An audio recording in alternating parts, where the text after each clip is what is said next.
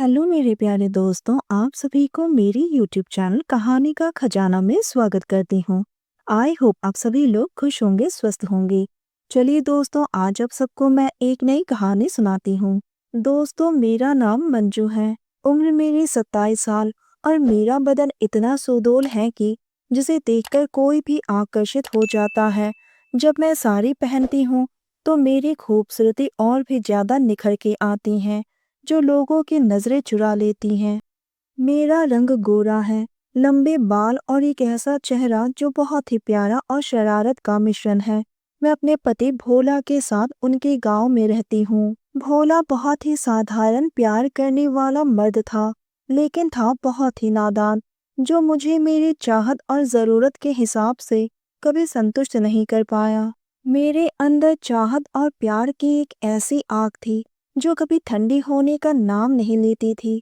मेरे घर में मेरा देवर पवन था, जो 25 साल का, लंबा, गठीला और बहुत ही आकर्षक, जिसे देखकर मेरे अंदर एक अजीब सी सनसनी दौड़ जाती थी।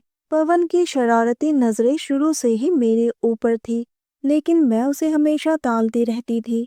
मगर होली के दिन कुछ ऐसा हुआ कि उसने मेरी जरूरत को पूरा करके मुझे अपना गुलाम बना लिया। ये कहानी 2 साल पुरानी है। उस दिन होली था। पवन ने उस दिन होली के गुलाल से मुझे रंग दिया और अपनी मस्ती में मुझे डुबो दिया।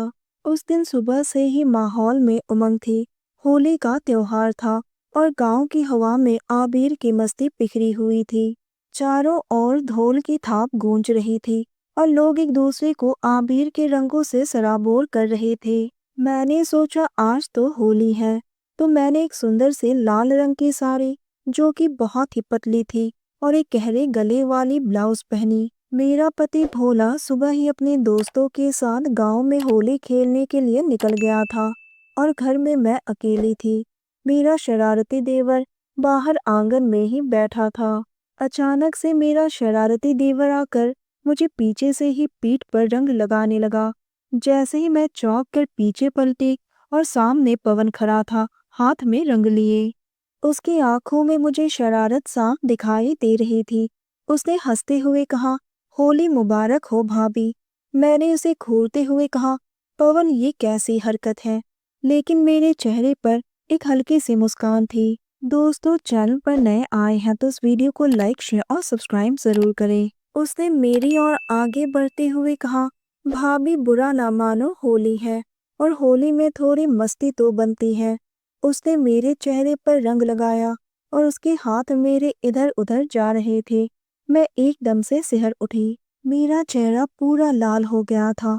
मैंने कहा, पवन ये क्या कर रहे हो? अब रहने भी दो, मैं तुम्हारी भाभी हूँ। लेकिन वो मेरे करीब आया और बोला, भाभी होली के रंगों में आप और भी मस्त लग रही हो। आपके साथ मस्ती से होली खेलने का मन कर रहा है। वो एकदम से शरारत के मूड में था। उसने मुझे अपनी ओर खींचा और मैं उसके सीने से टकरा गई। मैं तड़प उठी। मैंने कहा, पवन छोड़ दे, लेकिन वो मेरे चेहरे पर रंग लगाने लगा। उसने कहा, भाभी आज तो मैं आपको छोड़ने वाला नहीं हूँ। फिर उसने शराब की बोतल लाई और कहा, भाभी आज होली है, एक पैक तो बनती ही है। एक पैक मैंने भी लिया। अब मैं भी मस्ती के मूड में आ गई और मैंने भी उसे रंग लगाना शुरू किया। होली की मस्ती अब बढ़ गई। उसने हंसते हुए बोला, भाभी होली का असली रंग तो अब चढ़ेगा। और फिर उसने मेरे होठों को चूम लिया। मैं एकदम से कांप गई। हमारी होली अब रंगों की होली नहीं, बल्कि प्यार की होली बन गई।